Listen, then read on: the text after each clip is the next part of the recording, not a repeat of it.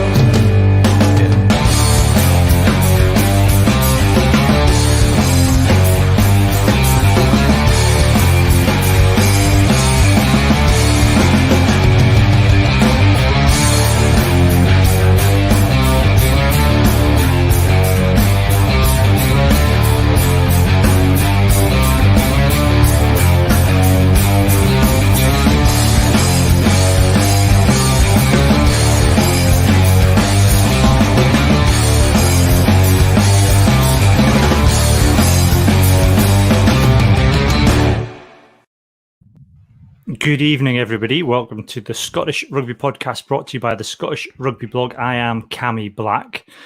We've got a bumper podcast this evening. We're going to do a little pro season review of Glasgow and Edinburgh and find out how things are done. But then there's been what can only be described as an avalanche of news that's happened in the last couple of days. So we've got quite a bit to get through tonight. And joining me to dig our way through the compacted snow of all the news that has come our way. We have John Anderson. Good evening, John. He's muted himself. Can you hear me? We don't know. Are you with us, John? Good evening. He's struggling with his microphone, I think. Anyway, Craig Manson's with us as well. Good evening, Craig. Good evening. And my mic's working tonight. Good. I'm pleased it's not just. I'm pleased it's not. I thought I was going to be on my own tonight. I thought. We've also got with us Iain Hay. Good evening, Iain. Hello, or otherwise known as the other part of John Gian Andre. I think what he's done is he's just left it muted down on the bottom bar. What he's done is he was sounding a little bit echoey on his proper professional mic, so he switched back to his headset, but he's messed it up. So now he's had to disappear and go away and set it up. See, at our band after our band rehearsals, we try to say, "Oh man, your sound's not quite right here." Blah blah blah. The man can't even set up a microphone properly. He has a drummer though, am I not right? So yeah, so he's basically Mutt and Jeff. Are drummers even musicians? No, classic musical joke. How do you know a drummer's sitting upright? They're foaming out both sides of the mouth. We were just saying how wonderful drummers were, John. So I believe. Especially ones who play Walk This Way at the correct speed, John. Well, Iain, I think you'll find that you are on my time. I'm a scary balding taskmaster. We're the rhythm section. There's no I in team John, and there's not one in John. There's two in Iain. So basically, I should be the one that's faster. It's you that's messing things up. There is an ass in bass. There is an ass in bass. There is, yes. And what a big ass it is. There's an in drum as well, so let's not. there's a double ass and double bass, so take what you want from that. But we're not here. We're not here to. We could talk all night about why the bass is the greatest section of any band, but we shan't. We've got a bit of news to get on with. Andy Lone has joined us. Good evening, Andy. Andy says, what do you think of the new Pro 14-16 United Rugby Championship? Well, Andy, you're in luck. We're going to be talking about that later on this evening. We should just start by saying that if you are watching us live, we're currently on YouTube, Facebook and Twitter and Twitch. So hello to everybody watching us live. If you don't watch live, we are available as an audio download afterwards on Spotify, Apple Podcasts, and any other podcast apps that you can get your hands on. We are also sponsored by Manscaped. If you visit manscaped.com/Scottish Scottish Rugby, you can get 20% off plus free shipping on a range of male grooming products. We say male grooming products because that's what they're marketed at. I don't know, maybe if any women have, pop on, see if there's anything that takes your fancy. I don't think I don't think they discriminate in that way. You don't have I'm led to believe, Cam, that the issue. So I've done a bit of investigative journalism this week because I thought, do you know what? Why are they marketing it purely? So it turns out men's razors, because of the coarseness of our hair, are slightly sharper. So women tend to. It's why women using a man's razor, it can be a bit dodgy. So apparently they're a wee bit sharper, and with that can come some issues around the coarseness of the hair. Well, understandably, so what we can say is Manscaped have designed a product to deal with the coarseness of men's hair. Correct. Yes. Even the most coarse of hair, as I would attest to, given that I am quite a hirsute young man. Yes, kind of from the ears down, though, John. But but that's the Manscaped right there. Look at that. It's a good job. Could it deal with like Jeff Goldblum's back hairs in The Fly, though? Remember that bit where Gina Davis has to cut his first fly hairs off? I remember that most days because I wake up and it's like that, Ian. It's hard. When you wake up in the morning, you go, "I'm like that." Seeing the fly. Don't think legally, I don't think we can say that Manscaped will cut off, Jeff Goldblum in The Fly's hair. But we know that it can deal with men's the coarseness of a man's hair if you want to be trimmed. I did my neck shoulder area with one of the blades. It's, not yesterday, I assume. Turn around slightly. What? Turn around slightly. This is absolute gold for our audio listeners, lads. But we've also got the the news section. There's the mullet thing. We've got the mullet. Don't ruin stuff, John. Jesus. So if you go to manscaped.com/Scottish Rugby, you get 20% off plus free shipping on a range of male grooming products. You were part of lockdown has been delayed. You might not be able to get back out in the clubs, but there's no reason you can't start to get yourself ready for being back out and about in the wide world. So that's you can also, if you want to, you can sign up to our patreon.com/Scottish Rugby podcast. If you go there for £3 a month, you will get ad-free versions of this podcast, and you can also get some exclusive content. We're planning this evening. We'll try and keep this to an hour tonight because we're going to try and talk about the hardest player of the 2000s in what will possibly be the shortest ever podcast we've done. But we're going to have a go at that after this podcast, and that'll be for our Patreons only. So £3 a month will get you access to that. If you pay £5 a month, then we'll read your name out on the podcast as well. So I think that's all the formalities out of the way. I'm just going through my agenda. I think that's all the housekeeping. Fire exit to the left in the event that we're not expecting a fire alarm today. Yeah, if it goes off, make your way to the safest nearest exit and the car park. Unless you're at Scotstoun Stadium, in which case you'll be directed the other way and then the other way again. Because you'll end up in a fag in the disabled toilet. It's because Big Brian had left, mate. If Big Brian had been there, we would have been sorted. He would have been like those massive big hands. Sure. I don't think he'd left by then. He was just probably injured again. He was in exile by that point. Is he still at Toulon? As far as I'm aware, I think he might have moved to a North French club, but I cannot. It's a very hard name to Google.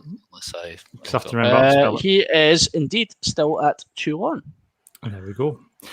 So, should we start about the news? We'll go through the news. What we do, we'll build up to the.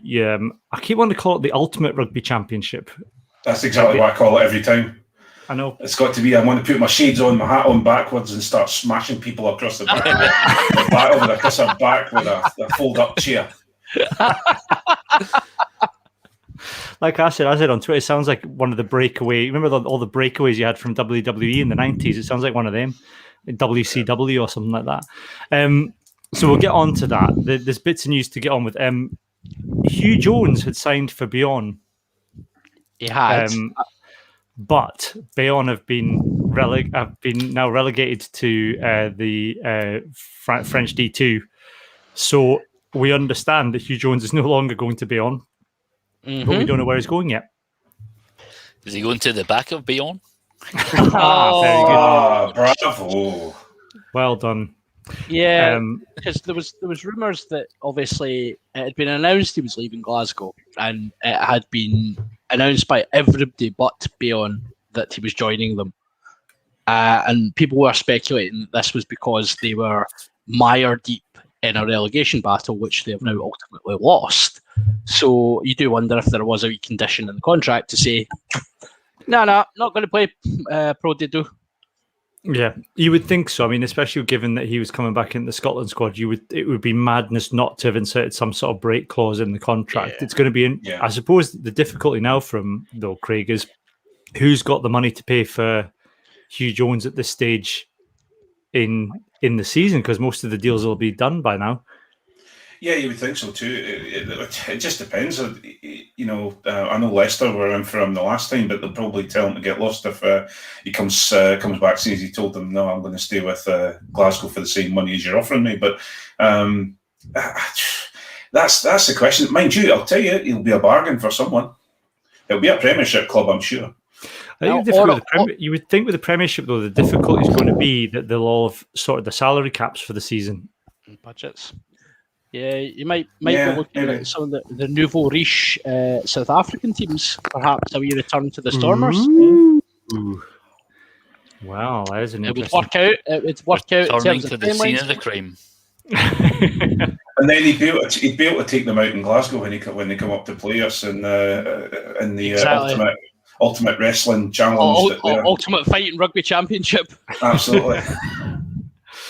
Just imagine the carnage if Hugh Jones took the Stormers boys out in Glasgow. It would be, there'd be where's Dougie Donnelly's allies. The other bits of news then, we've had a couple of additions to the... I mean, it's the Scotland squad, but I don't know. Hey, are they all A internationals in the summer? Or is it just the England games an A game and then the rest are full cap? Yes.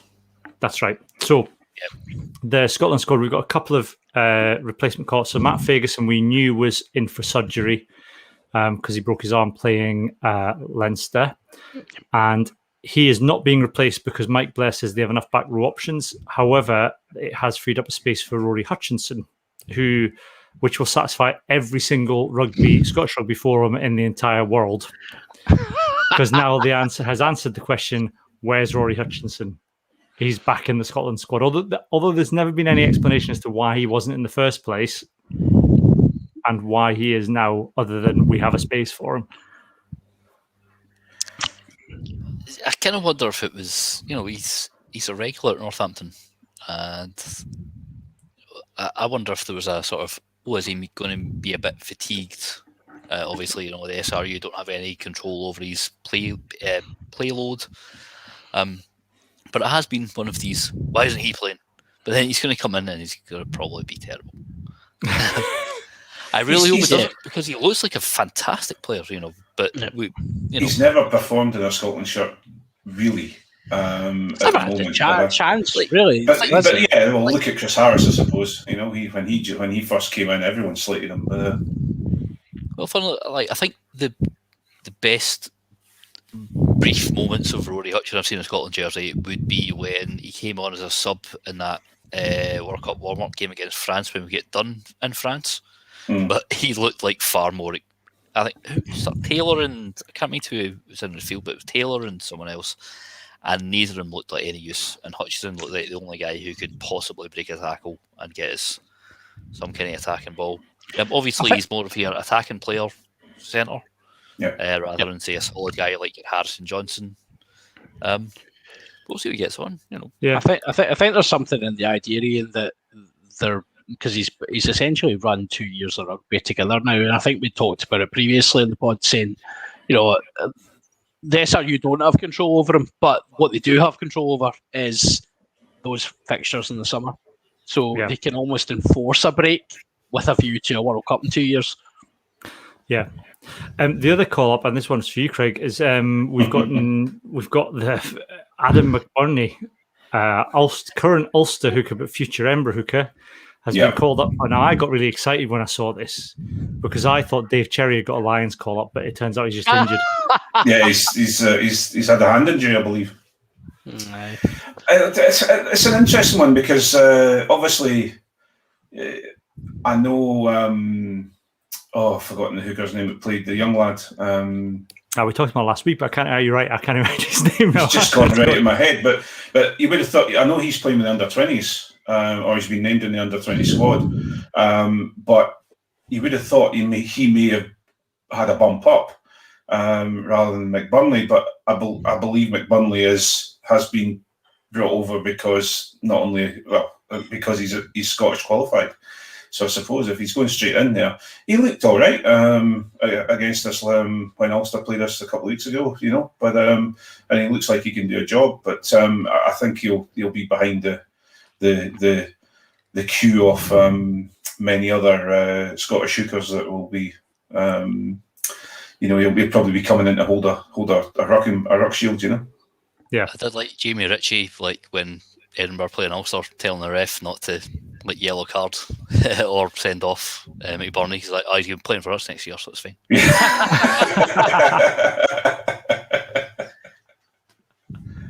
Yeah, we don't want any bands carrying over into our season. Smart. Speaking of Sam Skinner. Yeah. Well, what's happened? I've just caught that today. What's happened there, Ian? Well, I've not actually seen the incident myself, but him and Dave Ewers have been banned for 4 weeks by the RFU, which is likely to rule them out of the Premiership final. Yeah, it is. Yeah. They've got, I think, there's one regular season game left, then there's playoff, then the final. So Skinner's involvement in the tour, it might be curtailed. He was named in the original tour squad, though, wasn't he, Skinner? Yes, yeah, he was. Yeah, well, what they're saying is he's done. He's not going. But I saw I watched the game, and I actually think he was the unlucky one out of the two. I thought, Dave Ewers got away with it. Got away. That sounds terrible, but a yellow card, and he should have had a red, and that's obviously been, that's obviously been backed up now by the Citing Commission. But Skinner was just lucky that Lord Farquhar was just a little bit too small, and unfortunately when he went in to Faf de Klerk, he cracked him one in the head. Yeah, doing a favour to the Lions, of course. I mean, he's just doing his public duty. I suppose. I mean, he'll have an opportunity to appeal. You're right, though. Ian, I mean, if the appeal's unsuccessful, then there's little or no point in going on the Scotland tour because you'll miss the next Premiership game, the final, presumably.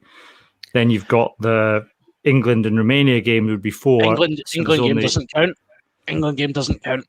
Doesn't count towards a ban. Does it not count towards a ban as a competitive fixture? Nope. It'll be the 2 playoff games. It'll be the semi-final and final plus the 2 fixtures. So he is out the tour. If he's banned for 4 weeks, he's out the tour. Unless he plays could he play the England A game? Could he play the game against England A? So the England A game, I believe it doesn't count. It's a non-capped fixture in that sense. And it doesn't count as a competitive fixture. I believe from the Twitter framework, I've seen that both him and Ewers they pleaded not guilty, so I don't know if they can appeal it now, and that's why it was 4 weeks instead of 3. If they pleaded not guilty, then they could have if they'd accepted it, they'd get 3. But because they pleaded not guilty, they got 4. But if they got away with it, they could have played in the final. I think that's why they went. I suppose that's the bigger game for. Well, I was going to say that's the bigger game for Skinner then, rather than going on what is essentially a development tour with Scotland to Romania and Georgia. He knows he's already in amongst the sort of big name 23, so it's up to the likes of Hodgson and that to push him out rather than for him to lose his spot, I'd say. I think the exciting thing is, though, with regards to that too, is that the England A Scotland A match is going to be broadcast live on Channel 4. Yep, that's right. Yeah, that'd be good. So that'll be rather than YouTube, streamed on YouTube, which has always been the case with these games. Or only online on the iPlayer if you check in at a specific time such as the Women's Six Nations was. Yeah. Yeah. I'm pleased that England are no longer called the England Saxons, because I understand why they've decided to drop that, given the kind of connotations and the fact that the idea of Saxons has been adopted by far right groups. But I was kind of hoping that it'd be an opportunity to kind of rename the Scotland Day team with a decent name rather than just Scotland Day.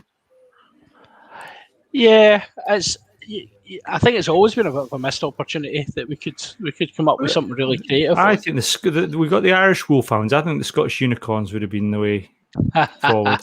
It's a national animal. No, I'd even just gone with Scottish Chiefs and actually have proper chiefs. Yeah. Yeah, I like it.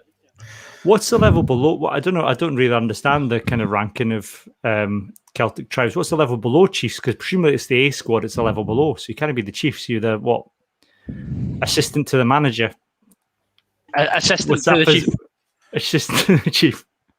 The blacksmith. Brendan Gleeson and Braveheart. That's who you are. Man at Arms. Or something like the Scottish Gleesons.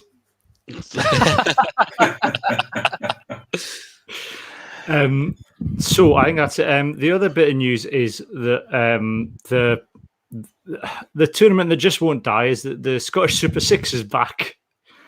Completely forgot it existed. So the Super Six is back after not really getting much of a chance to get off the ground. So there's going to be like they do like a mini tournament they're doing from the 30th of July through to October, with a final on the 15th of October.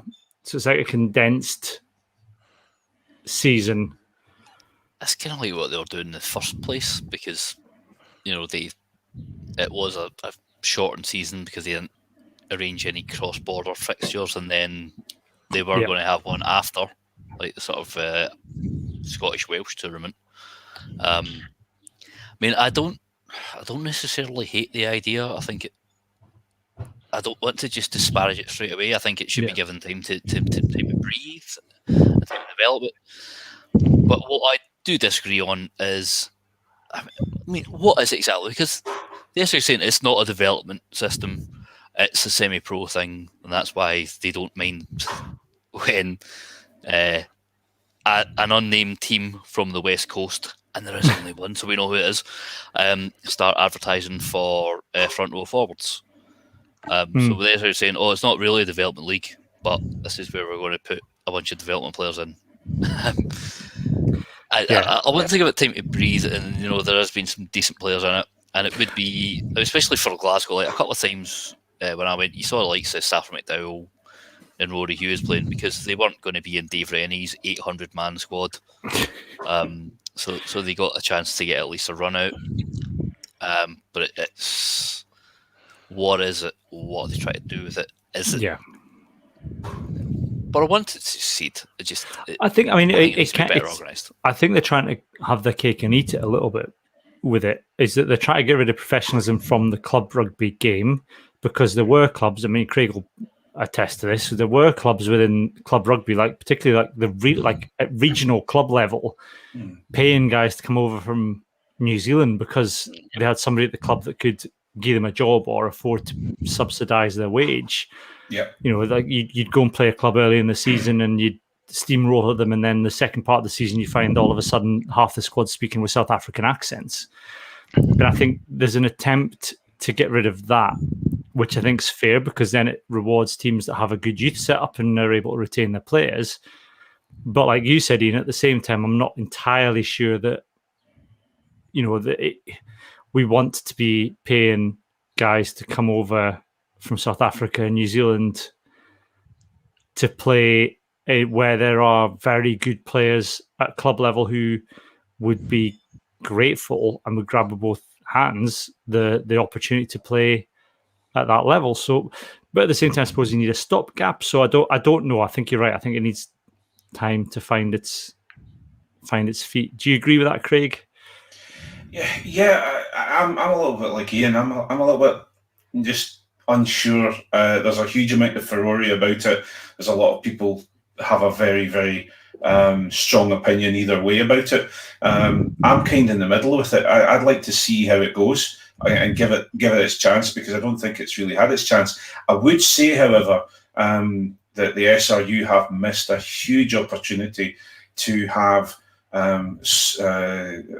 clubs all around the country being involved in it, and I think that's maybe why we are sitting back. I'm certainly sitting back going, yeah, okay, I suppose, because everything's an hour and a half's journey to get to go and watch a game. Whereas if we had, for example, Dundee went in for it, I know that you guys will be very vocal on Glasgow, but we haven't taken these teams on that you could have actually tried to bring Scottish Rugby as a whole, club rugby together to back them.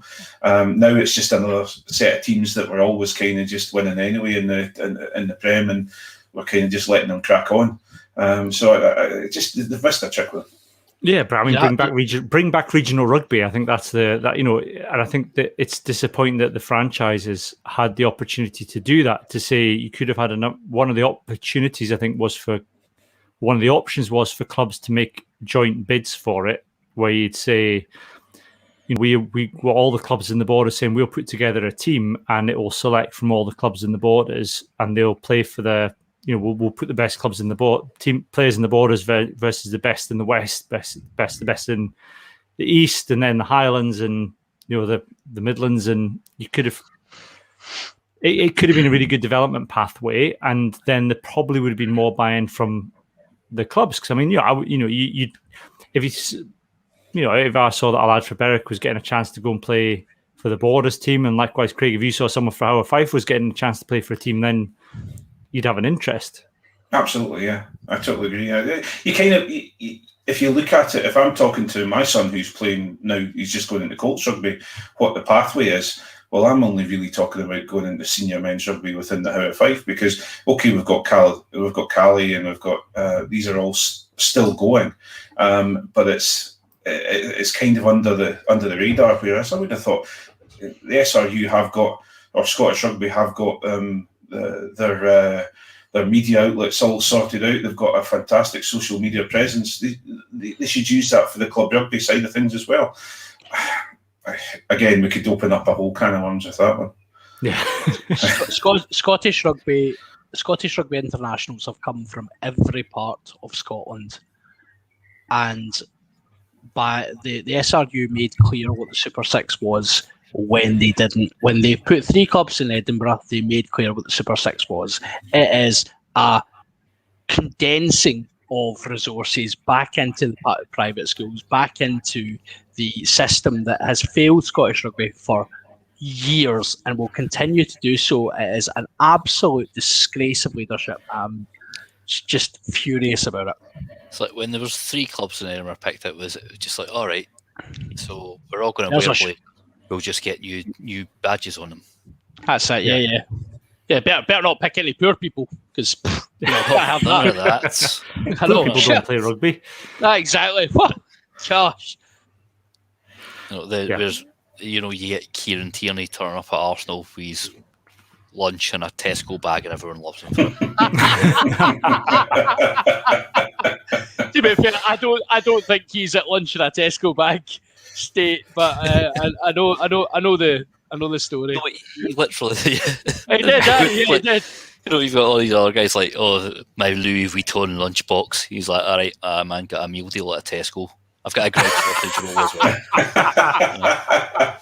And he still goes out and is one of the best players on the park. Definitely, more of that in rugby. Shall we move on to the IRC, or the Ultimate Rugby Championship, or the United Rugby Championship? I think go Ultimate. I think they have to go Ultimate. I think for the purpose of this podcast, we're going to call it the Ultimate Rugby Championship. Yep. Yeah. I mean, if like the Americans going to call it like Major League Rugby, it's like, man, you're like, you're not even Super Six level. Major is below Super, so it's Major, Super, Ultimate. Yeah. Exactly. It'll also give us a little bit more. Everyone keeps going on about the Gallagher Premiership looks down upon the Pro 14. Well, now we're the Ultimate Rugby Championship. Exactly. Take your Gallagher, What Exactly. what descriptor does Gallagher have? No. You know what? The U should stand for undisputed rugby championship. Rugby. So just Josh Taylor is like part of the logo. Whoever wins it is world champions. And listen, lads, the United Rugby Championship, you can have all those suggestions for free. We won't even charge for those. Who would like more videos? Who would like an explainer video for how the United Rugby Championship is going to work? Oh, this isn't a choice because you're going to get one. Are you ready? Does this mean I can go and like get a bag of crisps or something? You can go and get a bag. If you've got time to get a bag of crisps, go to the toilet. This takes a I've while. seen this before. Cool. On we go. The United Rugby Championship kicks off in September 2021, changing club rugby as we know it. South Africa's 4 elite teams, the Cell C Sharks, DHL Stormers, Vodacom Bulls and Emirates Lions, will join the best of Ireland, Italy, Scotland and Wales to form a 16-team league that will be bigger, bolder and stronger. Teams will play 18 regular season games, 9 at home and 9 away. After 18 games, the top 8 teams will qualify for the quarterfinals, followed by semi-finals and a final to determine who is the best of the best among these 5 powerhouse nations. Pools of 4 will allow each team to complete their home and away derby games. Each team will play 6 of their 18 games against their regional pool rivals. The remaining 12 games will be made from an even number of home or away games against the other teams in the league. Every team will be eligible to qualify for European tournaments, and the regional pools and league table will be used to identify the top 8 teams who make it into the Heineken Champions Cup. Every point won from all 18 games will contribute to a team's standing in their regional pools. The team that tops each pool will automatically qualify for the Champions Cup. Those 4 teams will then be removed from the league table, and the 4 highest-ranked remaining teams will also earn their place in the Champions Cup. The United Rugby Championship. 5 nations, 16 teams, 1 champion.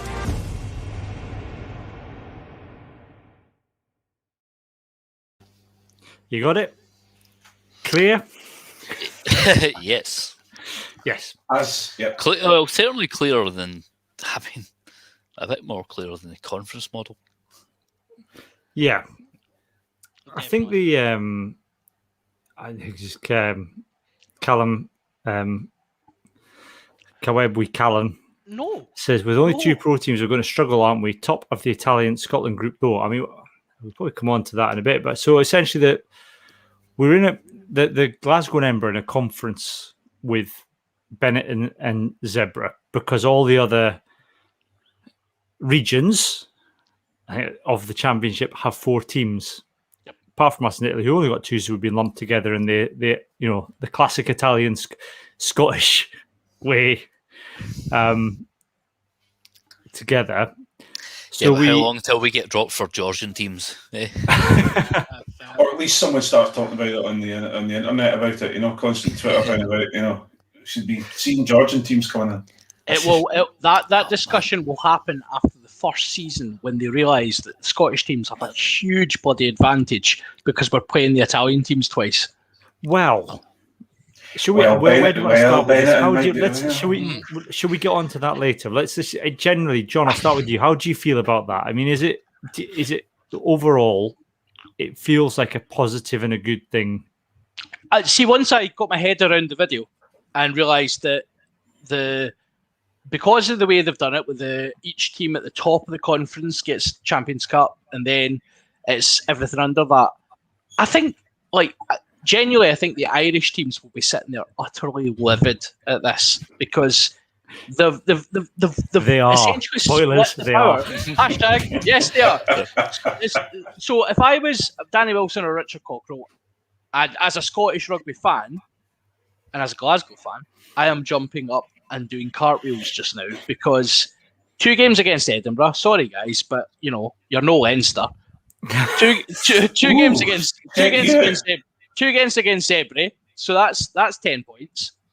And then Benetton, who let's be very clear, Benetton were mince this season. Lost. Until they turned up. Lost. They're about to become Rainbow Cup champions. No, they're Don't start not. any of that. This is I'm this is cursing them. This is Benetton's Leicester City moment. This is Benetton that lost 15 out of 16 in regular season and then turned up for a Diddy Cup. It's what Edinburgh do all the time. Oh, listen, it's only a Diddy Cup because you didn't get anywhere, wasn't it? I bet you if you're in the final, it'll be, this is the best since sliced bread. Almost have to put my quinoa. Sorry, in. no, I'm talking about the 1872, bud. Don't worry. Craig, from what's your view on this then? I mean, certainly I think that the format and the way the fixtures are going to run, that the idea that there's not going to be any clashes with international weekends feels like a positive move. Yeah, I'm in with both feet. I'm a happy guy. I think it's an incredibly positive move. I think also that Pro 14 was getting to a point where it was Pro 12, then Pro 14, and it's going to be Pro 16, and everyone was just getting bored of it. And I think a little bit, even though we've decided to start calling it the ultimate Rugby Championship, and this, I think it's an injection of something, of a little something just to make us all smile. Look at Richard Cockrell today; was incredibly positive about it. Now, okay, fair enough, he has to be because there's not much else to do. But I think he's looking at it and going, well, actually, we've got the opportunity to come out top of the top of that area of that conference, and then not second, first, mate. But anyway. I think it's an incredibly it's a positive thing, and I'm quite happy. I've renewed my season ticket. Good. Raw. I mean, it does feel exciting because I think there is something to aim for every team in that. I suppose the question is, and I know we've joked about it, Italy, John, there, and I'll ask this to you, Iain, that we are in a pool with the Italians. And as much as the Irish are moaning about the fact that essentially they've only got one bite, that only one of their team is going to qualify for the Heineken Cup. But potentially, from a Scottish point of view, we've voted to put ourselves in a position where we might not qualify. None of our teams will qualify at all if, say, Benetton are able to reproduce the form from the Rainbow Cup. Yeah, and also let's not forget that Benetton a couple of years ago were in the playoffs for the Pro 14. So it's more, I think that their season this year, it was almost like a Glasgow season that they were still rebuilding and finding their feet because Glasgow were muck to begin with, and now we're starting to find our way, and I think it may have been the same with Benetton. I mean,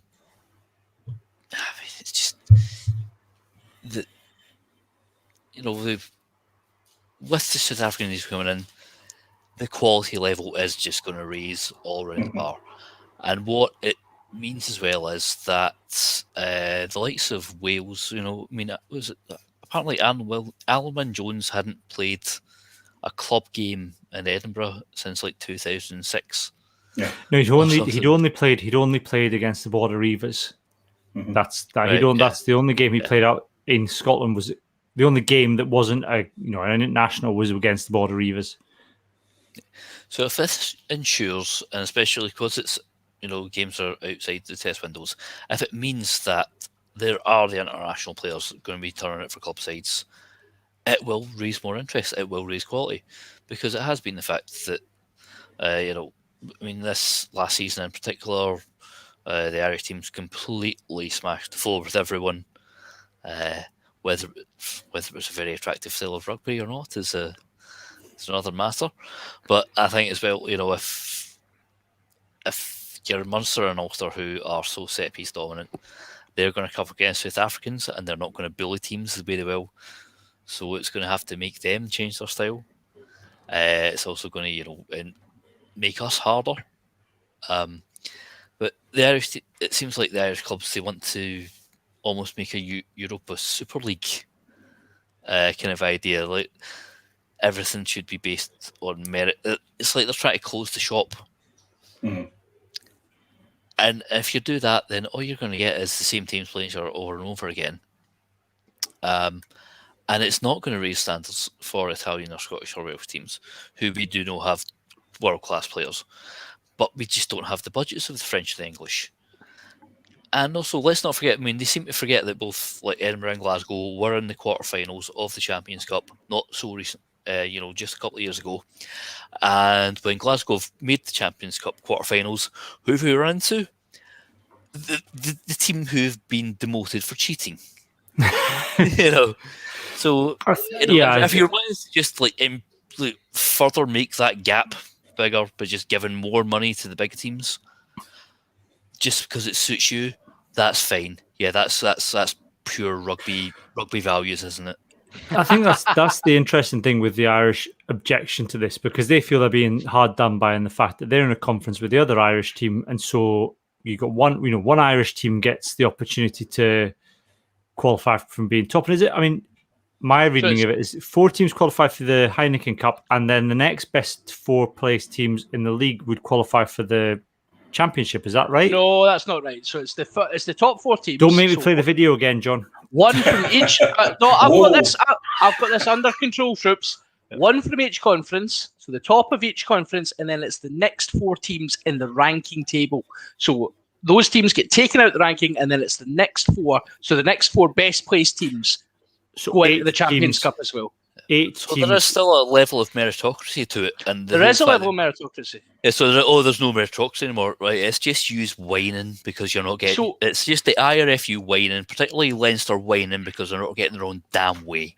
So I think there's an opportunity here for Irish rugby that they're not really noticing, and it's because they don't want to reveal that they've done it in the past. There is an opportunity. They've got 2 games against each of their provinces. They are all under Irish rugby control. They can make sure those results suit those Irish provinces to their heart's content. So if they need a wee draw at the end of the season, brilliant. Batter in, guys. On you go. I think the interesting thing for me is that Irish teams wanting a level playing field conveniently forget Craig, that the ultimate rugby championship still has no salary cap, unlike the English Premiership. And so English teams and French teams, who I think are subject to similar, a different level of salary cap, but a salary cap nonetheless, and different constraints within French rugby for number of players and French qualified players. The English and the French teams would say the same as the Scottish and Irish teams, that we're not playing again on a level playing field with the Irish provinces, who seem to have this endless kind of stream of players that can just come in and slot in unnecessarily, and just slot in wherever they're needed without having any financial constraints placed upon them. So yes, they're competing against each other now for European Cup places, but at the same time, no one's asking them where all the money's coming from. Yeah, I think also the good thing about it is that they can spend, currently they can spend what they want on their teams, but it's only going to affect their 4 teams at the moment. Okay, fair enough. Whatever team comes up and gets a chance to go into the finals of, the finals of the Ultimate Rugby Championship. Yes, they've spent a huge amount of money if they want to, but I think we've been operating, especially the 2 pro clubs in Scotland have been, and I guess it's the same for the Italians. We've been banging our head against the brick wall because of the money that's in the Irish game, and I think it'll be nice to see what the South African clubs bring, the real South African clubs bring to Leinster and to Ulster and to Munster, and I think it will do nothing but just bring our game up, You never know. You might see a little bit more private investment in the Scottish clubs, or at least the SRU releasing a little bit more, a few more pounds out of their pocket into the 2 pro clubs as well. I suppose the question is, Ian, does this? Obviously, it has a better impact in terms of the quality of competition, that we're going to get more of the international players being in the competition because there's more at stake. But conversely, the international weekends, I suppose, have been an opportunity for the younger players to be exposed. You wouldn't have these younger players that come through, particularly Glasgow, have used their younger players very well in the Rainbow Cup. That's maybe the downside of it, is that it's going to force teams to play their established stars rather than giving the younger players a chance. There's still going to be rest protocols, though. Obviously Scotland, Glasgow, Edinburgh players, they're all sort of centrally contracted. So there's limits on workload. So I don't think it would be massively different. And also, you look at the fact that, whereas Glasgow have been like dying out for an actual standoff for the last couple of years. If Hastings was away, that was us done. Now we've, Duncan Weir's coming back. John, say nothing. Diego Miotti and Ross Thompson stepped up to the plate, and he's might be a spoiler for the news section if we're going to it, but Ross Thompson has won Young Player of the Year and Supporters Player of the Year at Glasgow Warriors. Now, Young Player of the Year I've got no problem with, because he stepped up to the plate and he's been absolutely fantastic, and I think we're going to see progression there. So now there is that strength and depth at Glasgow. I look forward to this competition because it means that the good ones, even when the best are away, we're still going to have better backup, and it means that when those backup guys do step up, they're playing against better teams. So it's not just walkovers like, putting 70 points on Zebra, as it always was. Sometimes we'll be playing good South African teams. Yeah. I mean, that's the interesting thing, isn't it, Craig, that we play South Africa once every 2-3 years in the autumn, and then occasionally might be unlucky enough to draw them in the World Cup. But from a Scottish point of view, to be playing these players week in, week out, it can only be a good thing. For me, yes, I absolutely agree. And not only, it's not just for the teams. Edinburgh, they're always well known for their forwards work, and they're hitting the ball up and using their big guys to rattle the ball through the field. They'll come up against it with the South African clubs, but it's not just that. It's bringing people, especially Edinburgh, who are needing to bring as many fans as they possibly can to the new place. You're going to have people coming to see Steph de Toit play, come and see Mapimpi play. They want to see these players, and if we can, and I think it's you're not just going to get to see them in a South African shirt. You're getting to see them in a club game, playing your team, and I think it should hopefully be a fantastic thing for both Glasgow and Edinburgh. Yeah. The other thing that is kind of hanging over all this is that South Africa is still in the Rugby Championship, and the end of the Rugby Championship overlaps with the start of the Ultimate United Rugby Championship. So I assume the South African teams are going to have a rest period and then pick up their fixtures during the Six Nations when you look at the fixture list. But there is that element, I suppose, that, do we end up with a 6 or 7 nations in the Northern Hemisphere, John? Do South Africa come up? Their teams can now qualify for the European Championship and the European Cup. Do we now end up with a 7 nations in the Northern Hemisphere versus the Rugby Championship in the South? Yeah, absolutely. So that was the big one. And I think I said in our little group chat as well. As soon as the South African teams coming in before, it was opportunistic from the Pro 12 as it was at the time, but there was that incentive of European qualification. That was the barrier. That was what said, actually, you're part of our league, but you know what, you're not really that welcome. We'll take your TV money and we'll play against you, but actually, this isn't sustainable. There's 4 teams in there. They've given them European qualification. That is the absolute beacon to say, do you know what? It's time for South Africa to come north. Up you come, boys. Ian's doing a fishing sign for those on audio here. It is time for South Africa to bring... Now, South Africa have, and it's been widely reported, their TV revenue within the SANZAR, as it was, what their TV revenue was huge. that is going to be a huge incentive for example, an investor like CVC to encourage a South African side to maybe come north and be part of a championship. Could it be 7 teams? I reckon they would have to. 7 teams is awkward. Like 5 nations was always awkward. So 7 teams is awkward. So could you see another team in there? Perhaps just to appease those who may suggest that Georgia should be in there. I think if you're looking at market, this is going to sound really harsh now, Palace, there's no doubt. I think Japan. if you're looking at markets, it's Japan or the USA, but I think it's more likely the USA for travel time and convenience. If you're going to make it a Northern Hemisphere championship, that's not fair on other countries who are better than the USA, but from a market's point of view, if you're doing money. Yeah, if you're doing an annual Northern Hemisphere tournament, that's where you go. And we're saying CVC are in charge, so let's be honest, they'll be calling the shots. Or then do we just go to a full global tournament, not the Nations League? World League. Yeah.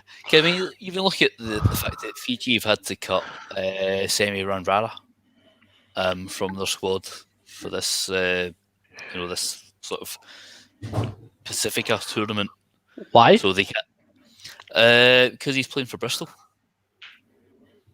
Okay, so I'm still not hearing a why, but okay. What, he's playing for Bristol, so they've had to cut what, because of COVID, or? No, because he can't play. Hang on, right? Where is it? Is it that you can't get over in time for the start of the tournament? Yeah, I think that's and isolate. Yeah. Aye. So the isolation periods. That's right. Okay, that's not going to last forever. I think the other thing though is that this feels like, I suppose, the United Rugby Championship feels like the first step in recognising the need for a global season, where you have club rugby, for want of a better expression, professional club rugby acknowledging that it's an irrelevance during the international window. Nobody, apart from the diehard fans, and I'm speaking to somebody who's completely, we've said before, I'm apathetic about pro rugby. It's a means to an end for me. It always has been. I think this might change things because most people would consider pro rugby a complete irrelevance during the international windows. And I think this feels like an acknowledgement that is the case. But what it does do is it means that it actually puts pro club rugby on an equal footing with international rugby because it's not competing anymore. So these situations where you've got overlaps with players, and if that can translate to other leagues, then that's good for the sport overall. And it feels like it's taken coronavirus to do, but suddenly we're moving to a place, and I'll throw this to you, Craig. It feels like we're moving to a place where a global season might be achievable. Yeah, but you've also got to think of, for me, it's a money situation as well, because not everyone's going to, those who have gone and paid to go to Murrayfield to go and watch a Scotland international game, and then there's an Edinburgh game around the same weekend. They're not going to spend, or the week before, they're not going to spend their money to go, unless they're diehards like myself. But they're not going to spend their money to go to an Edinburgh game that they think, well, I'm not going to see the stars of Edinburgh play because they're all off with Scotland. So I think it's a mixture of CVC flexing wanting their money, their investment to work, but also the global rugby season. It makes sense finally, and this is what, just as you've said, it just drives me crazy that this is the first time anyone's thought about it. It's madness, I think they've probably thought about it. It's just that it's been unpalatable. Getting the SRU and the RFU and everyone to actually, and the clubs to all work in the same direction. I can imagine it's quite difficult. Yeah. I think it's also an opportunity, just as a final point, to reflect on, and it's actually, we'll come full circle a wee bit here, but from a Scottish perspective, we talked about, we might see our internationals a wee bit more in the club game, the pro club game, I should say. We might see that actually the requirement for the 50, 52, 53, 55 man squads that we've seen in the pro game might actually dissipate slightly. And with that, there's a cost element to that. But also then that puts the pressure on that next tier. And that's where Irish Rugby, Welsh Rugby have probably got it a bit more sorted. That's where the Super 6 comes in. And that's where the SRU have absolutely rooked us. Because if they set that up properly, with a view to it is the next tier of rugby, then you can understand like this situation works perfectly in the SRU's favour. They have smaller, streamlined squads for the pro teams, with that step up not being as big. But it's not the case. Yeah. And that's I suppose that's where we'll see how that pans out, won't we? With the Super 6, is it genuine? If that's the case, it needs to be a development league, because otherwise you're going to have guys within a 50-man Edinburgh squad who won't even get a look in. Yeah, exactly. Yeah. Any more for the Ultimate Fighting Championship before we move on? No, I think not. No, sounds good. We'll look forward to it. We Good. got other news to do. I don't think. Oh, we've got this. Do you know? Are you going to do the mullet thing then, Ian? Oh, there's that, and also the community awards. Community awards, yep. Yeah, I don't know. I kind of feel like we've run out of time to do the community awards this week, but I do want to do it. So we'll maybe throw that to next week, because I think it's worth highlighting a couple of. I don't think they've done them all either. Like they've done 2 Glasgow ones. Canvas Lang did bloody well, by the way. As did Stirling County, I've noticed. Yeah. Mullet thing, yes. Yes. So this is if you go to, I've got to get the right account. So if you the Dapper Dirty Mullet for it's for Dory. So the Twitter handle is at Boss BOSS. Right, we're going to have to definitely post this. Post it in the chat. Make it nice and easy to spell, mate. So it's Boss AYAWHING. That's like Bossy Ohing. Bossy Ohing. Boss Ohing, I'm pretty sure he's Scots qualified as well. Bravo, Oscar, Sierra Alpha Yankee Alpha Whiskey Hotel India. What's it in again? November it is, isn't it? Aye. So nice and handy. Yeah, so it's about growing a mullet for Dirty mullet for MND, I think is the thing. Dirty or Dapper. And also since last time I shaved my hair off, it's coming back in now, and I'm already starting to get that kind of neck to where does neck hair end and head hair begin, sort of thing. Your toes, mate. That's where it ends and begins. I know there's no end to my hair. I've got a mullet anyway, but that's only because I'm cutting my own hair. Just you kind of get to that bit at the back. And my wife, when he touches, she's convinced she's going to cut me. Protective shield on it's fine. We've got a where's do. We've got a late where's do Donna from Olap84 says he saw Stuart McAnally in the Gorgie Aldi today. Lots of protein yogurts. Did they have a mullet? I actually have a where's do Donna as well. Go on then, John. I spied Jamie Batty hanging out at the Five Sisters Zoo. We had a look. The Five Sisters Zoo is the Five Sisters is a pub in Edinburgh. What is that? Five Sisters Zoo is over in Livingston area, West Calder, and Jamie Batty and we exchanged a look. Oh, I think I know you. I think I know you too. Humble chaps. We exchanged a look over the Meerkats or no, so it was actually in a queue, so it was a bit awkward. Queue for ice cream van. No, we weren't in an ice cream van, but then I quickly Googled him and I came across his Rugby Pass interview, and I was like, oh, bloody hell, I hadn't read that. But yeah, so Jamie, I believe Jamie was hanging out at the Five Sisters Zoo. Oh, that's a good way to do it. I mean, I'm wondering whether or not Edinburgh playing Stuart McAnally enough if he has to get his protein yogurts from Aldi. He's repairing. Tell you what, for quite a while. The protein yogurts at Aldi are really good. Like, let's be honest, they're pretty. Like, you've got a number of different options. You could go skier.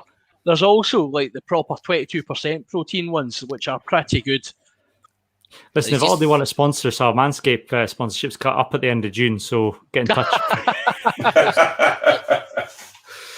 Last Stuart one. McInally just arranged. They've got a big, massive. It's in an industrial state, so they've got a runway for him to land his jet on, so he can go in and get all the yogurt he wants. Nice. Well, Apple says he ate pizza next to John Bartlett and Mamma Mia in the grass market at his son's birthday party. I assume that's pre-COVID though. Shall we move on? Let's move on, and we will do this.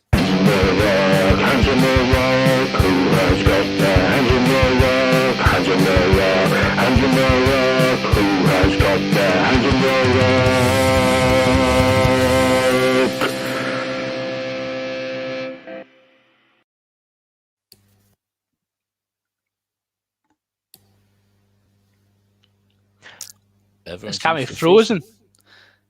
Cammy's left himself on mute. Camster, you're on mute, so. Is that the universal sign language for mute? No, like in relation to me, I was going to try and point at him. I'm fine. It was just I had a lag, a wee internet lag. We're sorted now. We're back. How's it now? Is lag okay? The lag's fine. I'm pleased. I'm very grateful to you both for filling. I could hear you filling in my ears. You were filling in my ears. You were coming in my ears. Your background. Really, you want to go that? Cammy, your background makes you look like you're in a square of Tron or something. I know, that's it. I'm broadcasting from inside the Matrix. Nice. Is that actually? So I just want to check. Is that actually like you get those podcasting lights that Iain should have invested in by now? You know, is that one of them behind you? That's outside. There's a blind. Hashtag exclude. I've got.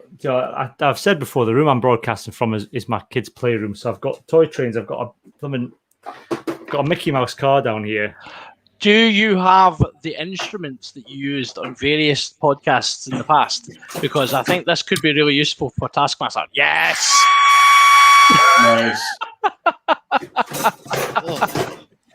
Yes, is the answer to that. Scottish Keyboards. Rugby The batteries on the battery on the keyboards run out, so I can't do the full. I can't try and recreate the Grand Scan theme tune, which I completely forgot how it went. Just to check, Cam, can you play the solo to Long Way at the Top, the bagpipe solo on your little horn thing there? Can you play that? The problem with this one is it doesn't do notes. Now there is another one here. If I can find it, we might be able to get some notes out of. I've got tambourines. Shakers. For the audio podcast, Cammy is now. Here, I've got the trumpet that does work. So what you have to, I'll take requests now for hands in the solo to Long Way at the Top. The bagpipe solo. Oh, that's too tricky. I could probably do.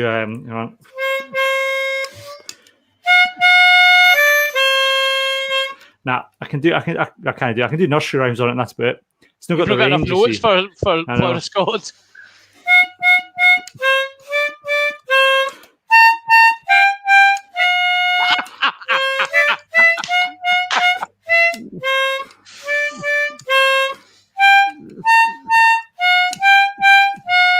That's actually more notes than in your average AC/DC song. So.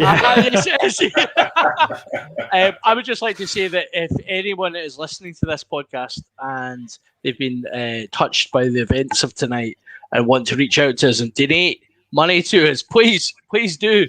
It's obvious we need it. Yes, I can do Back in Black. That's Back in Black. Aye. That is, yeah. Roderick says more cowbell. I haven't got a cowbell. I've no cowbell, unfortunately. Sorry. I had to innovate a cowbell during our epic cover of Killing in the Name of. I had to innovate a wee cowbell because I didn't have one, so I used the rim of the cymbal and did a wee tappy tap. It was beautiful. Well, we're not here to kind of take requests. We're here.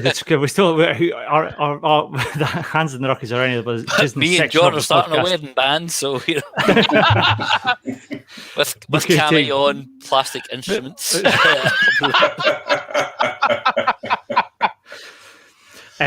So it's hands in the ruck. I'll start with John. I'll start with you. What's your hands in the ruck this week? So it's a really, really simple one, and actually we've kind of joked about it in this one, but it's the way that Benetton have suddenly become the greatest Northern Hemisphere team in the world ever by winning a Diddy Cup that nobody gave two plats about. That's because they are. Well, I mean, they are. I mean, even I'm showing my colours tonight. I'm like, right, come on, Benetton, let's do this. Look, let's be honest, right? It's worked out in their favour. They had a good couple of results. They've done it with the skin of their teeth. I've said it a few times. It's easier to win short championships. Benetton are not a good team. They are not a good team. They have managed to string a couple of results together in the same way that many teams have strung a couple of results together. Remember the Cheetahs side from a few years ago, who were pretty average, but managed to get a few results and got to a Pro 14 playoff. Look, Benetton are not that good, and I think the South African teams will very quickly show up the discrepancies in Northern Hemisphere play, and I think Benetton will be found out. So if we could all just ditch the Benetton hype train and realise where we are, that would be nice, guys. I think it's time for reality, please. I suppose the flip side of that is whether or not the South African teams find the Scottish sides out, though. Well, they might, and that's the thing. But actually, what I'm concerned about is now we've got the world-beaten Benetton in our group. I think it's important for us to realise that they are not brilliant, and therefore Scotland teams should be absolutely scudding Benetton. We should still be setting our stall out to absolutely smash them. Presumably, though, what Scottish teams need to do is not scud them too much so that the Irish teams and the Welsh teams don't start complaining and saying that we should reorganise the conferences. So we need to be win by just enough to make it look like they're competitive so that we can keep that conference. So score 4 tries. Scud the Welsh. Yeah. Oh, absolutely. That'd be beautiful. Bravo. So score 4 tries and then let them have 3. Enemy, to be honest. Let them score a losing bonus point. You get a bonus point wins. Let them score a losing bonus point, and then scud the rest of the table. And then when everyone says, but you've got the Italians in your group, go, but they're competitive. They were close to us. 1 score game, guys. 1 score game. I think we just need a wee bit of a reality check. So people that are saying that the new conference system is a bad thing for Scotland, it is absolutely not. In that we have more games again. Well, let's do Zebra for example. Zebra are the whipping boys and have been for so many years. We've got 2 games against them each. That's brilliant. Yeah. Let's just put a pin in this point of the podcast to bring it back at the end of the season, John. Iain, you had a point. Right. Are Zebra any worse than Dragons? I know Dragons managed to beat us quantifiably so, yes. Because they've got some talent coming through. Whereas Dragons is it's the B end of the Welsh retirement village. It's like Glasgow in a bit, in a way that we used to bring people back, like Richard Hibbard. Did you see? I did not recognise Richard Hibbard when he went on the pitch a couple of weeks ago. Cut his hair. Cut his hair. Yeah. It's like who's that dude with the tattoos? It's Richard Hibbard. That's him accepting that he's balding and old, mate. Well, good, because that hair is ridiculous in the first place. I think you're going a little bit nuclear on the old Italians, because if you look at what they're having to or their setup as a whole, to do what they're already doing, and some of the scalps that Benetton have taken already within the over the last few years of the Pro 14 has been, they are when they get their act together, they are very, very good. They can be good. They can put some decent play together. And also you've got to remember if we look at the Rainbow Cup, half the South African stars aren't going to be coming up to the final because Rassie Erasmus has said no, they're not travelling. So it'll be an interesting one. But I think Benetton. Yes, there's the hype train, and everyone's going, "Oh, come on, Benetton," and this, that, and the other because they're going up against the South Africans. But I just think it'll be an interesting one over the next. And just as Cammy said, we'll see what happens at the end of the season and see where they are. Yeah. Just to be very clear with regards to the Rainbow Cup, right? Benetton's Rainbow Cup results. Yes, they pumped Glasgow. Let's ignore that for a second. I never mentioned that. I never talked about that once. And that's to your credit, Craig. Well done. Right. So this is the right. So anyone questioning the conference system that is now in place, here you are. Right. They beat Zebre by 5 points. They then beat Zebre by 7 points, and they beat Connacht. Right. So you're beating the weakest Irish province, and you're beating your rival, who are utterly mince, twice. They are not Rainbow Cup champions. That is nonsense, guys. They then got a walkover against the Welsh team, who would probably have beaten them. Just saying. Yeah. Okay. Well, I mean, I like the Rainbow Cup because it was utterly mad and everyone started playing rugby rather than the normal they Pro did. 14 Yeah, rugby, so that was in it to its credit. Craig, what's your hands in the ruck? For me, it's a basic one, and I'm going to go and bang the Edinburgh drum tonight. John is currently banging his hand in a drum movement, but for me, I was Premier Sports are doing my head in and have done my head in for the last year and a half, 2 years. We went to fair enough, it was a dead rubber of a game, Edinburgh v Scarlets this weekend, but we had 4 pundits, all Welsh, didn't know half of the Edinburgh team, couldn't talk about half of the Edinburgh team, and then when it came to at the end, what's your predictions? It was all Scarlets are going to win. If you're going to be a professional TV organisation, I know that we're struggling for travel and things like that, but at least represent the other team a little bit. And I just was it just boiled my pee. I was very, very grumpy with it. And I just felt that Edinburgh deserved a little bit more respect. I think the interesting thing, isn't it, that with the Ultimate Rugby Championship, we're talking about new broadcast rights. There's no guarantee that the Premier are going to get that. The suggestion is it's going to be BBC, some element of BBC. So I suppose it's how much investment the BBC Alba or BBC Scotland is willing to put into it. And I suppose the question is which comes first? Does a Scrum 5 survive because it exists and therefore gives a platform to Welsh rugby, or is the fact that Welsh rugby is perceived as being popular in Wales the reason why you have Scrum 5 promoting? So I don't know. I think I agree with you, Craig, that Premier Sports have done Scottish teams the dirty overall, although we've had reasonable representation at times.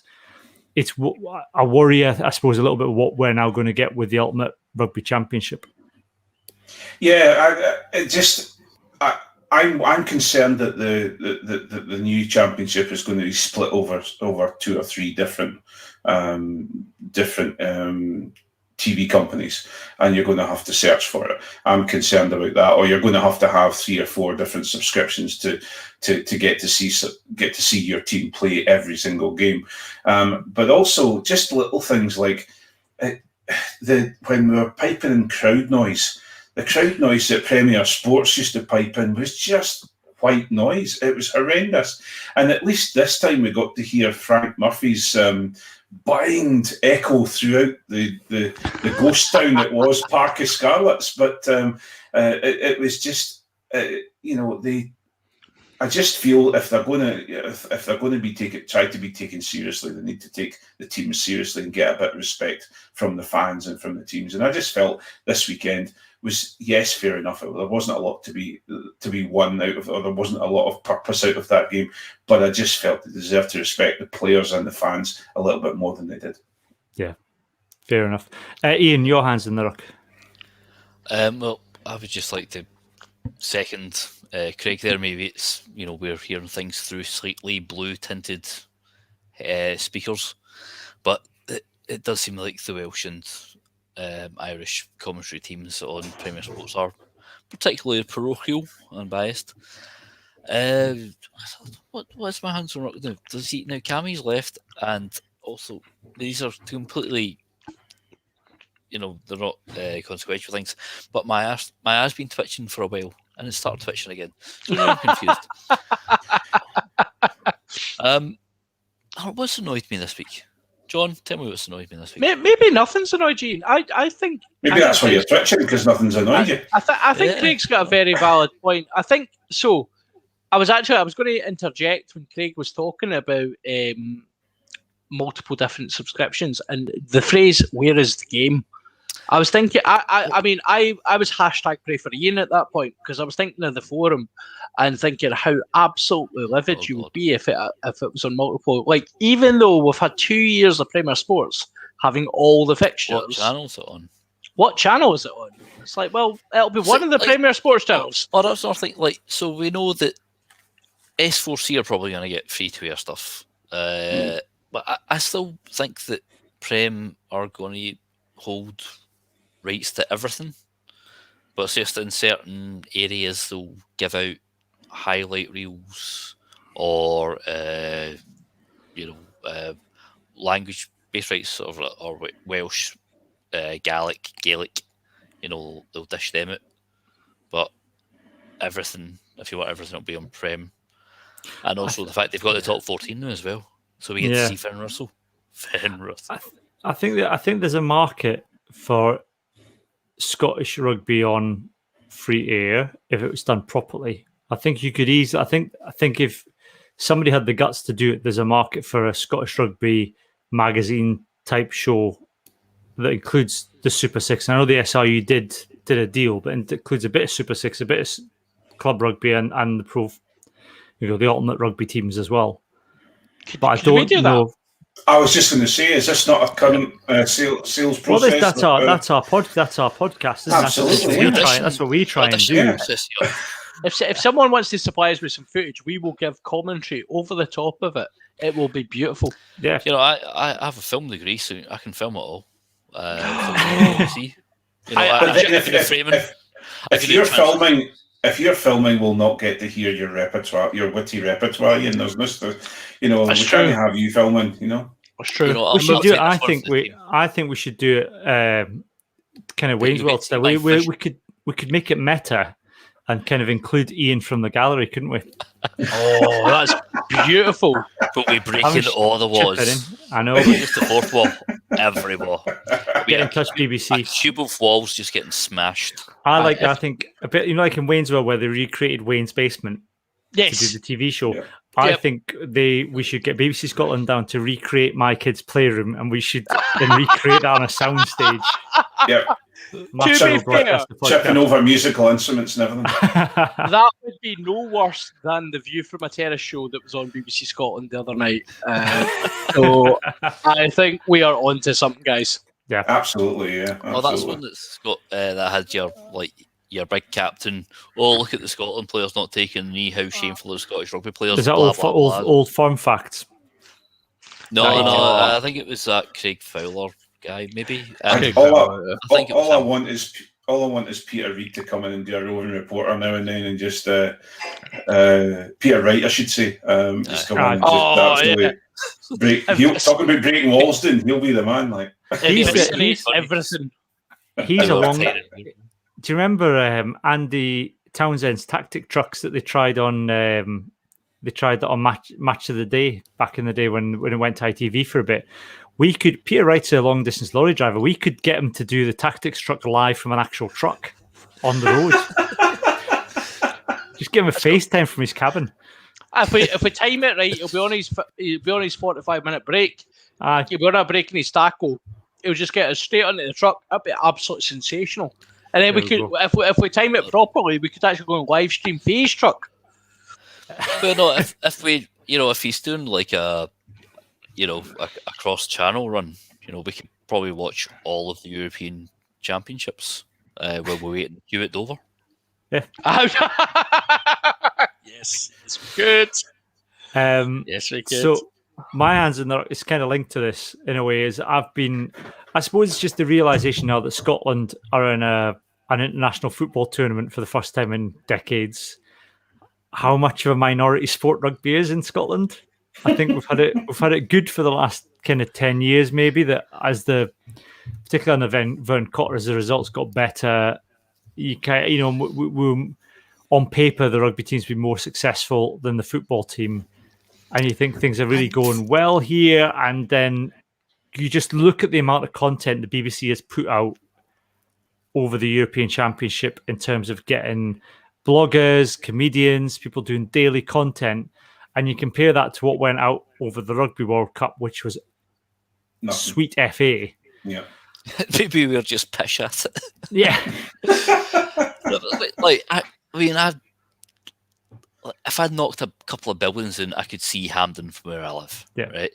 And things like Scotland rugby friendlies pull in way more than Scotland football friendlies.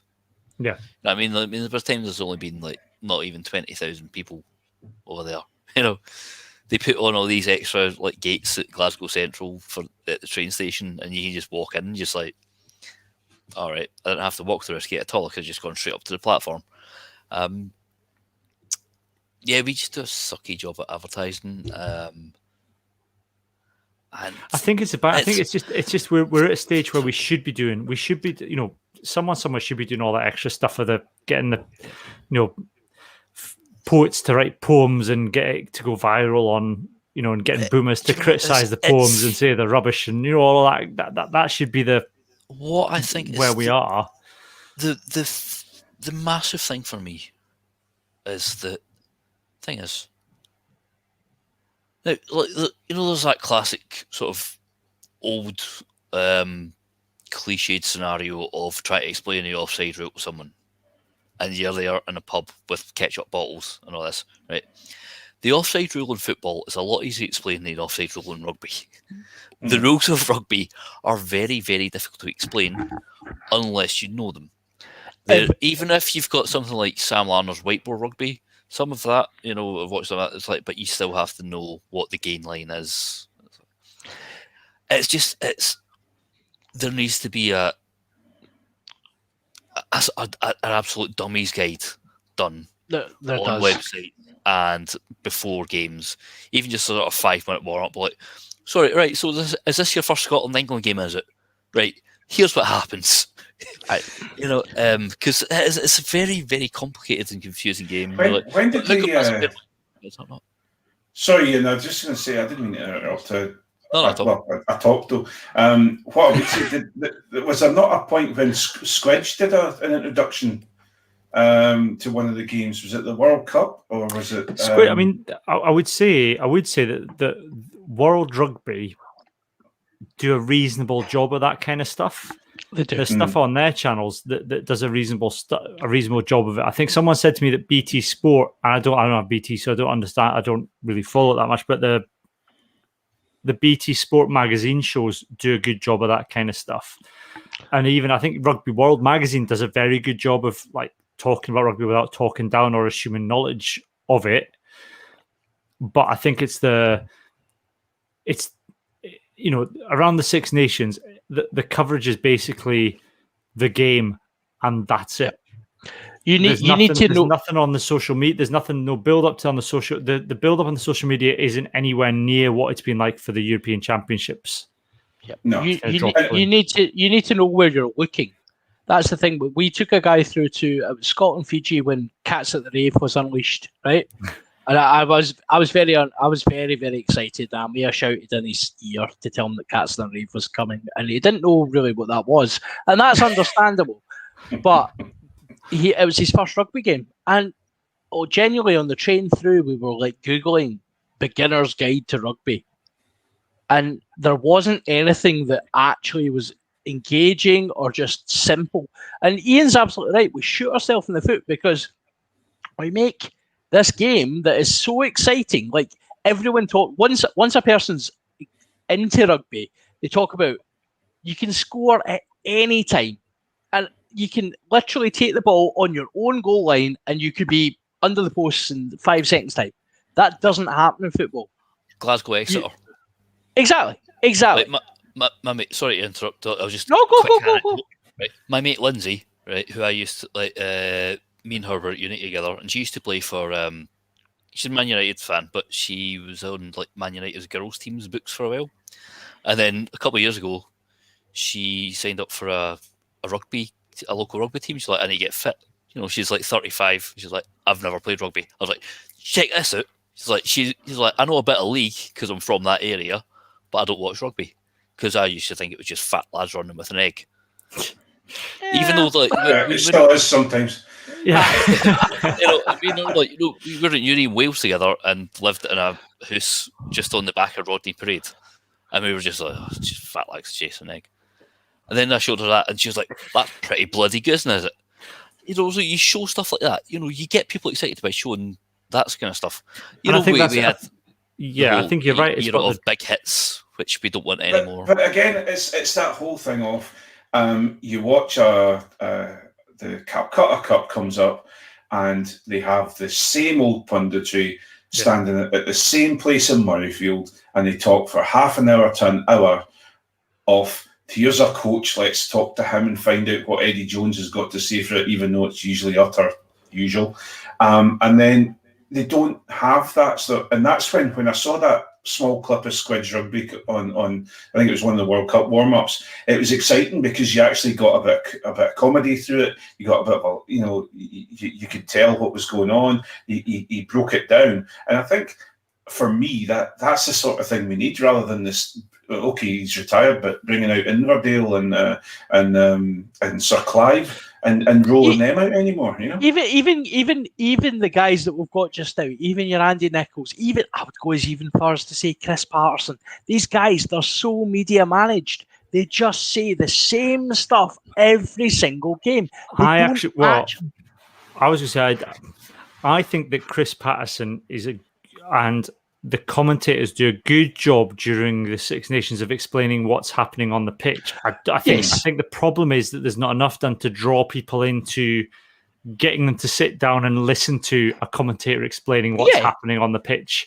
Yeah. And Chris Patterson explaining what I think actually the commentary and the co-commentators generally do a reasonable job of explaining what's happening. But it's like Craig said, the build up to it is here's some guys in some beige jackets talking about stuff that you didn't understand, and it ends up kind of pleasing nobody because I find it so banal, the kind of stuff they're talking about. It's like, this is just mediocre, the kind of some of the chat here, and to people who are new to the sport would just go, I didn't understand any of this. So what you're saying, Cam, is, and what you're committing to right now, and what I'm hearing is that next Six Nations, what we're going to do is prior to the game, we are going to film the guide to the game. Yes. I think we need to write it as well. And we could pitch it. And we could pitch it. And then during the game, we will do our alternative commentary. I think that's definitely something I want to do. That's definitely something we'll do. I think during this, I think during the autumn, we will do, for our patrons, we will do an exclusive commentary of a match. So we won't be able to show the match, but we will sit and watch it and we will have a chat through it. We will commentate on the match. That will be beautiful. And we've also got several, we've at least got 3 clubs that we can go to and do some work with the senior men and women to show set pieces and go through them with a little bit of a lighter attitude to it than the usual doves that we get. Absolutely. There we go. John Anderson's guide to kicking penalties. Mate, I will happily film that. You turn up your phone, I will kick some penalties for you and we can talk. Right, kick it. Speaking of filming, people filming themselves doing ridiculous things, before we go, whoa!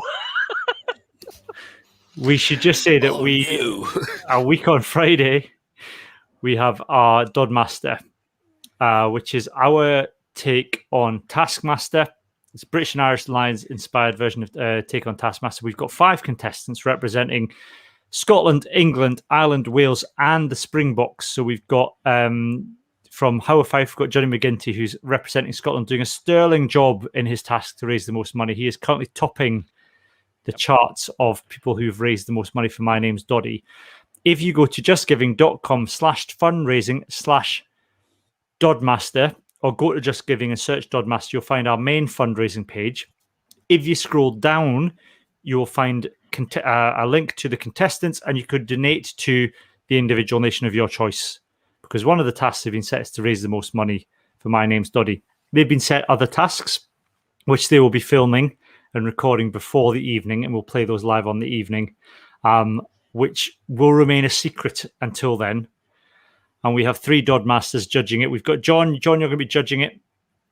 Yeah, I'm really looking forward to it. I should just interject as well, just to give the guys that may be listening in a wee bit of clarity. See if you just Google Dodmaster, you'll be there. There we go. Top result on Google. So yeah, Right, Google Dodmaster, find it. Go Dodmaster, because apparently nobody else has called their anything Dodmaster. So at the moment, we've broken the £1,000 mark for the fundraising this week. So very excited about that. We've got to see if we can get to 1,500. Get to 1,500. I think that'll be a good achievement. The event itself is free. We're just asking for donations in return for watching it. It'll be broadcast on our YouTube, Facebook, Twitch, and Twitter channels live on the night, and you'll be able to watch it back afterwards as well. It will be live. There will be swearing. I will stress that, because there's going to be 9 people on, and I cannot control 9 people not to swear. So it's not going to be for the kids. But there's going to be alcohol involved as well. There'll be alcohol involved. You know how this goes. We've got Bruce Aitchison judging as well. We've got Josh from Blood and Mud judging. It's going to be a lot of fun. The judges don't know what the tasks are. I'm going to tell them this week so they can start to think about how they want to judge. John is going to be your vessel on the evening. If you want to throw your tuppence in on how well people have done, then you do your comments. John will pick up the best, and he'll allow you to influence his voting on the evening. Absolutely. I am one. I mean, it'll come as no surprise to any regular listeners. I am 100% up for sale. Like, literally, see, if you want to tell me you're paying money, Doddy, for an extra vote for Johnny. I mean, other votes I'll have to mitigate. But if you're paying money for a vote for Johnny, like, I'm up for sale. I would also like to advise everyone that John is well scrubbed. So, you know, if you're wishing to give him some, then, you know, come out clean. I think on that note, we better move on. I'm not going to elaborate on that point. That's a good point. That is not, I will stress, that is not a task that has been set for Dodmaster. I'm going to lock my door. But he takes donations. We will be back next week. We'll probably have a bit of Dodmaster. We've got it's the week before the big Lions kick-off against Japan, so we'll have a wee bit of chat about that as well next Wednesday evening, and that'll be Dodmaster on the Friday. But for the moment, it's goodbye from me, goodbye from Craig, John, and Ian. Goodbye. Night, groups. Night.